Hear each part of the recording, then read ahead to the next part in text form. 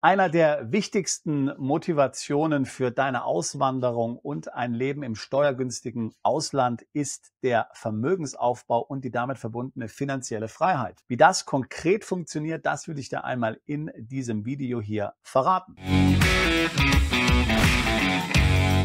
Es gibt natürlich viele Gründe, Deutschland, Österreich und vielleicht auch die Schweiz zu verlassen. Es gibt viele Gründe, die EU zu verlassen. Unsere Freiheit wird immer weiter eingeschränkt. Wir haben das Gefühl, dass sich die EU so zunehmend in eine zweite Sowjetunion wandelt. Bargeldverbot, Überwachungsstaat, demnächst sollen vielleicht auch noch unsere WhatsApp und andere Nachrichten gescreent werden und dann möglicherweise direkt an die Behörden weitergeleitet werden. Keine Frage also, dass sich viele unwohl fühlen. Außerdem sind die Steuern wahnsinnig hoch und es gibt auch noch hier jede Menge andere Entwicklungen in dem deutschsprachigen Raum, wo man das Gefühl hat, langsam wird es genug, jetzt müssen wir weg. Man hat das Gefühl, dass sich letztlich Europa, dass sich Deutschland, Österreich und die Schweiz in die falsche Richtung bewegen, dass die Politik es nicht mehr im Griff hat, dass die Politiker eigentlich eher dem Volke schaden und auf ihre Eigeninteressen ausgerichtet sind und danach handeln. Und deswegen sehen viele nur einen Ausweg und das ist eben der Weg ins Ausland, ins Nicht-EU-Ausland wohlgemerkt. Und natürlich sind das wichtige Gründe, aber ich habe ja schon vielfach hier auf diesem Kanal gesagt, dass eine solche Fluchtmentalität für die eigene Psyche möglicherweise nicht sehr gesund ist, denn damit macht man sich ja automatisch zum Opfer und Opfer sind in der Regel nicht glücklich. Hand aufs Herz, das sehen wir überall in der Welt. Wie kannst du also nun aus dieser Opferrolle herausschlüpfen? Wie kannst du die Dinge, die ich gerade eben gesagt habe, auf jeden Fall natürlich so ernst nehmen und auch dazu stehen und als auch etwas sehen, von dem du dich befreien willst, aber dennoch daraus einen positiven Ansporn für dein Leben zu gewinnen und nicht nur diese reine Fluchthaltung, ich muss jetzt hier raus, mir fällt die Decke auf den Kopf, ich muss mich schützen, etc. pp. Und da ist, glaube ich, einer der wichtigsten Punkte, über den wir auch hier ja manchmal reden, aber vielleicht nicht oft genug reden, der Vermögensaufbau im Ausland und wie viel schneller du Vermögen aufbauen kannst, wenn du im Ausland lebst. Wohlgemerkt natürlich im richtigen Ausland. Ich erlebe das immer wieder mit Mandanten. Ich habe zum Beispiel vor kurzem mit einem Mandanten gesprochen, der nach Zypern umgezogen ist. Der Mandant hatte ohnehin schon ein sehr signifikantes Aktienportfolio und er hat mir gesagt, seitdem er in Zypern wohnt, hat sich die Wertentwicklung seines Aktienportfolios wie ein Schneeball hier beschleunigt. Warum ist das so? Im Wesentlichen sind zwei Faktoren dafür verantwortlich. Das eine sind natürlich die Steuern, das ist völlig klar. Die Steuern, die du laufend bezahlen musst, wenn du zum Beispiel Freiberufler bist, wenn du Unternehmer bist, auf deine Gewinne oder auch auf dein Gehalt. Das sind natürlich Beträge, die dir fehlen. Das sind Beträge, die du anderweitig sonst anlegen könntest, zum Beispiel auf dem Kapitalmarkt. Was aber auch vielfach unterschätzt wird, sind eben die hohen Lebenshaltungskosten, mit denen wir uns hier vielfach konfrontiert sehen. Und wenn du jetzt zum Beispiel in einem Land Südamerikas wohnst, dann sind diese doch deutlich niedriger. Das heißt, wenn du zum Beispiel als Freiberufler, ich sage mal als Softwareentwickler zum Beispiel 10.000 Euro im Monat verdienst, 120.000 Euro im Jahr, dann bleibt dir davon eigentlich netto relativ wenig übrig, vielleicht die Hälfte. Wenn du jetzt zum Beispiel in Deutschland oder Österreich wohnst, dieses Geld kannst du dann schon mal nicht sparen. Jetzt sagst du vielleicht, naja, würde ich jetzt in einem Land leben wie Dubai oder in einem der südamerikanischen Länder und mal angenommen, ich müsste keine Steuern bezahlen, dann würde ich ja das Geld einfach für irgendwas anderes ausgeben, Konsum etc. pp. Gut, wenn du das natürlich machst, ja, das ist klar, dann bringt dir das natürlich nicht wirklich was, ein solcher Umzug, wenigstens nicht in puncto Vermögensaufbau, vielleicht in puncto Lebensqualität, in puncto Fun haben, ja, aber nicht in puncto Vermögensaufbau. Aber meiner Erfahrung nach ist das nicht so. Wir haben tatsächlich Mandanten, die dann in solche Regionen umziehen und wahnsinnig diszipliniert sind und sich im Grunde genommen sagen, okay, ich kann hier vielleicht leben für 2.000 Euro im Monat, da kann ich ein gutes Leben führen, komfortabel, aber sicherlich nicht im Luxus, aber dennoch mit hoher Lebensqualität. Und das ermöglicht mir dann einen großen Teil meiner Einnahmen zu sparen. Und so lebe ich dann eben mal diszipliniert einige Jahre, 5 Jahre, 10 Jahre und dann habe ich mir danach doch ein ganz erhebliches Vermögen aufgebaut. Vielleicht kann ich dann schon von meinem Vermögen leben. Vielleicht muss ich dann gar nicht mehr arbeiten, kann mich zur Ruhe setzen, kann dann als Privatier von meinem Kapitalvermögen leben. Viele realisieren das gar nicht, dass das tatsächlich eine Möglichkeit ist. Realisieren auch nicht, wie schnell das wirklich möglich ist. Das heißt, ich habe jetzt mal für dieses Video hier eine ganz einfache Rechnung aufgestellt. Und zwar nehmen wir mal an, einen hypothetischen Freiberufler, nehmen wir mal an, er ist Österreicher und er wohnt in Wien, vielleicht ein Programmierer.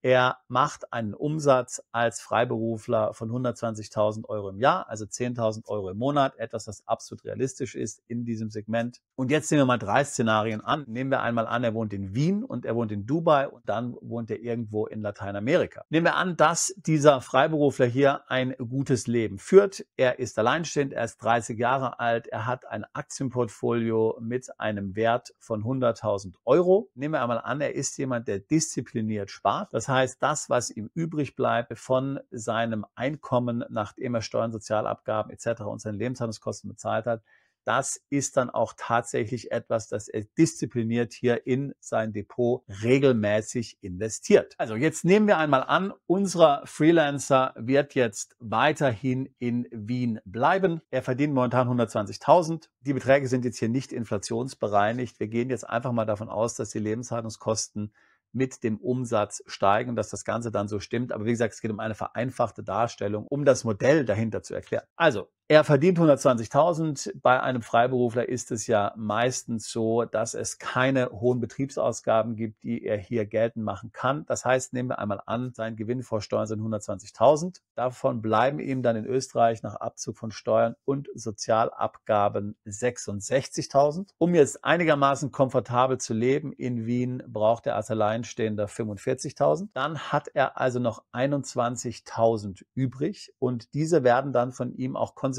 und diszipliniert gespart. Nehmen wir einmal an, dass das Portfolio bereinigt jedes Jahr um 5% wächst. Da berücksichtigen wir auch so Dinge wie zum Beispiel Verkäufe, auf die er dann auch Steuern bezahlen muss und so weiter und so fort. Wo steht er dann nach 10 Jahren? Er steht dann nach 10 Jahren unter der Annahme, dass er am Anfang der 10 Jahre schon 100.000 Euro hatte, bei 427.000 Euro. Das wäre der Umfang seines Portfolios nach 10 Jahren. Wie lange müsste er nun in Österreich weiter arbeiten, um tatsächlich auf dem gleichen Lebensstandard von seinem Portfolio leben zu können, ohne an der eigenen Substanz zu nagen, ohne dass das Portfolio an Wert verliert? Wir gehen davon aus, er müsste ungefähr 1,1 Millionen haben, um seine 45.000 Euro an Kosten decken zu können. Dafür würde er also insgesamt 22 bis 23 Jahre brauchen. Dann wäre er also in seinen späten 50ern. Da muss man natürlich auch sagen, in Österreich würde er dann tatsächlich auch eine Rente bekommen. Dafür, dass er Geld einbezahlt hat, bekommt er dann auch tatsächlich hier eine Auszahlung aus der Rentenversicherung. Das heißt, das wäre jetzt ein Vorteil an dem Wohnsitz in Österreich. Aber er muss dafür natürlich hier extrem lange weiterarbeiten, weiter einzahlen und baut hier nicht sehr viel Vermögen auf, muss man tatsächlich sagen. So, jetzt nehmen wir einmal an, dass unser Freelancer jetzt nach Dubai umziehen würde. Er zieht heute dorthin um. In Dubai, da gibt es keine Einkommensteuer. Das heißt, er würde hier weiterhin als Freelancer arbeiten, 120.000 Euro im Jahr verdienen. Es gibt zwar in Dubai seit kurzem eine 9%ige Steuer, die Unternehmen aller Art bezahlen müssen, die auch Freelancer bezahlen müssen. Aber wenn er umgerechnet ungefähr weniger als 750.000 Euro Umsatz macht, dann ist er davon nicht betroffen. Das wäre also bei ihm hier der Fall. Also er verdient 120.000 Euro. Dafür sind natürlich die Lebenshaltungskosten in Dubai höher als in Wien. Gehen wir einmal von 75.000 Euro aus, die er an Lebenshaltungskosten hat, bleiben 45.000 übrig. Immer noch mehr als in Wien, muss man sagen. Diese 95.000 investiert er dann. Hier gehen wir von einem Return aus von 6,5% pro Jahr, denn er hat ja bei gelegentlichen Verkäufen keine Steuern zu zahlen. Also hat sein Portfolio nach 10 Jahren einen Wert von 729.000 Euro. Wir erinnern uns, in Österreich waren es nach 10 Jahren gerade mal 427.000 Euro. Also hier hat er doch deutlich mehr Vermögen aufgebaut, obwohl die Lebenshaltungskosten in Dubai höher sind als in Wien. Mal angenommen, er wollte jetzt in Dubai bleiben. Wie viel Geld muss er dann haben? Wie groß muss sein Portfolio sein, damit er in Dubai leben kann, den Lebensstandard halten kann? Insgesamt 1,9 Millionen Euro, also mehr als in Wien. Dafür müsste er also tatsächlich auf gleichem Level noch 19 bis 20 Jahre weiter arbeiten. Aber wie gesagt, nach 10 Jahren hätte er schon deutlich mehr Vermögen als in Wien. Jetzt nehmen wir das dritte Beispiel an. Wir nehmen einmal an, er wird digitaler Nomade in Lateinamerika. Das heißt, er ist nirgendwo wirklich ansässig, er ist nirgendwo steuerpflichtig. Er hat weiterhin 120.000 Euro an Einnahmen. Wir gehen jetzt einmal davon aus, dass er ungefähr 30.000 Euro pro Jahr an Lebenshaltungskosten hat, 2.500 Euro im Monat. Damit kann man in Lateinamerika in vielen Ländern hervorragend leben. Wie gesagt, es geht jetzt ja hier nicht darum, ein Leben im Luxus zu führen, aber einen guten Lebensstandard zu haben. Er kann also insgesamt 90.000 Euro sparen und wir gehen einmal davon aus, dass er auch wirklich diese 90.000 Euro spart. Ich weiß, viele sagen, es ist ja unglaublich, das will doch keiner machen, aber ich muss dir sagen, wie gesagt, wir haben Mandanten, die genau das tun, die wirklich wenigstens für einige Jahre extrem diszipliniert sind und dann hier auch wirklich der Versuchung widerstehen können, jetzt alles für Konsum auszugeben, ein tolles Leben zu führen, sondern wirklich sehr diszipliniert mit ihrem Geld sind, wie jetzt auch in unserem Beispiel hier. Also er spart jedes Jahr 90.000 Euro. Wir gehen von der gleichen Returnrate aus wie in Dubai, 6,5%. Dann hätte er nach 10 Jahren einen Portfoliowert von 1,3 Millionen Euro. Also das heißt, nach 10 Jahren hat er fast 3-mal so viel wie in Wien und fast doppelt so viel wie in Dubai. Und ein weiterer Vorteil ist, er kann natürlich in Südamerika relativ günstig leben. Das heißt also, um jetzt von seinem Kapitalvermögen leben zu können, ohne an die Substanz zu gehen, müsste er nur ein Portfolio haben, das einen Gesamtwert von 750.000 Euro hat. Und das könnte er tatsächlich schon nach 7 bis 8 Jahren erreichen. Also du siehst, was ich dir sagen will. Allein schon dadurch, dass du Steuern sparst und allein da schon, dass du niedrigere Lebenshaltungskosten hast, kannst du durch das Thema Auswanderung Vermögen sehr viel schneller aufbauen. Du kommst zur finanziellen Freiheit sehr viel schneller, als wenn du zum Beispiel jetzt einfach in Deutschland, Österreich oder der Schweiz leben bleibst. Und selbst wenn du auswanderst, musst du natürlich ins richtige Land auswandern. Dubai habe ich jetzt mal als Beispiel erzählt, sicherlich eine ganz tolle Stadt. Die Vereinigten Arabischen Emirate, ein tolles Land. Nachteil sind die hohen Lebenshaltungskosten. Aber selbst wenn du nichts an deinem Job änderst, selbst wenn du weiter, wie in unserem Beispiel als IT-Freelancer weitermachst, kannst du alleine dadurch, dass du die äußeren Umstände änderst, enorm dazugewinnen. Du bist wirklich in der Lage, dann Vermögen aufzubauen. Natürlich, ich habe das jetzt vereinfacht hier dargestellt, ist mir völlig klar.